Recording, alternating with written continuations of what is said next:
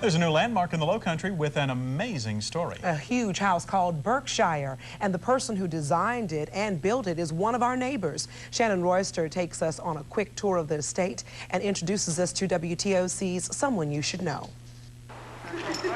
This is the house that Adolph Brown built. It's 4 stories and valued at more than $1 million. Not impressed? Well, what if you found out that he built it from the ground up with no formal training? I taught myself, basically. I loved architecture. I lived in New York for many years, and I would spend hours and hours and hours just going into buildings, and I would ask the janitors, let me see the machine rooms and all that kind of stuff. So I learned just from looking at how others built. After building 3 homes, he drew up the blueprints for what he calls Burkshire. 10 months later, what you see is what you get. It's a great feeling when you put something on paper and you live it. It becomes you're almost like your child.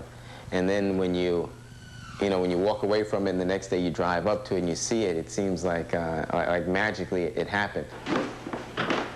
5 bedrooms, 7 baths, a library, crown moldings, and inlay designs that he handcrafted himself.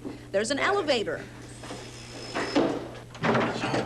And a whole lot more. Even though Adolph built a Victorian-style house, he added some of the modern things we all love. There's a swimming pool.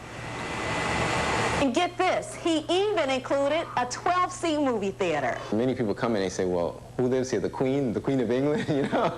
So I wanted a person to feel like that they were staying in a very, very high-end place when they, vacation. Adolph says he feels like he accomplished that, and so does his very proud dad. It's a great feeling, it really is. It is. Not just putting it on, but it's truly a great feeling when you see your son have this kind of talent. Talent that continues to grow. Adolph Brown is someone you should know. Shannon Royster, WTOC News.